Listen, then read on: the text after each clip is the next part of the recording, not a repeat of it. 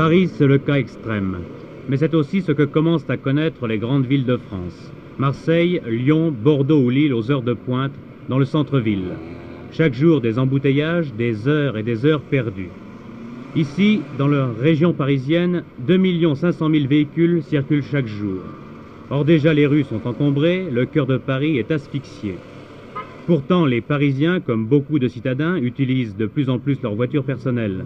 En 5 ans, l'usage de l'automobile a augmenté de 35%. Dans le même temps, les autobus et le métro perdaient 6% de leur clientèle. On boude les transports en commun malgré les inconvénients de l'automobile. Il faut être fou pour prendre la voiture dans Paris. Quand on ne va que dans Paris. Le métro, c'est très peu commode. J'habite dans le 13e et je travaille dans le 15e. Le métro est à peu près impraticable. J'ai 2 changements à effectuer. On ne peut pas vivre avec un embouteillage permanent, avec les odeurs, etc.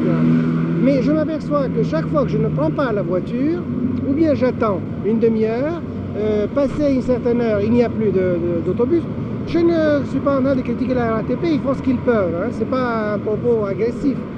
Je m'aperçois qu'il n'y a pas d'effort sérieux, cohérent, pour développer les transports en commun. Alors je reviens à la voiture et je suis très malheureux de revenir à la voiture. Une ville paralysée par les voitures, ce n'est pas une caricature.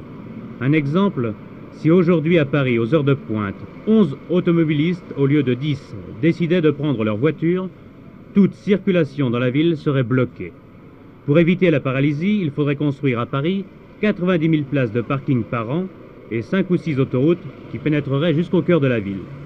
Mais cela suffirait-il ?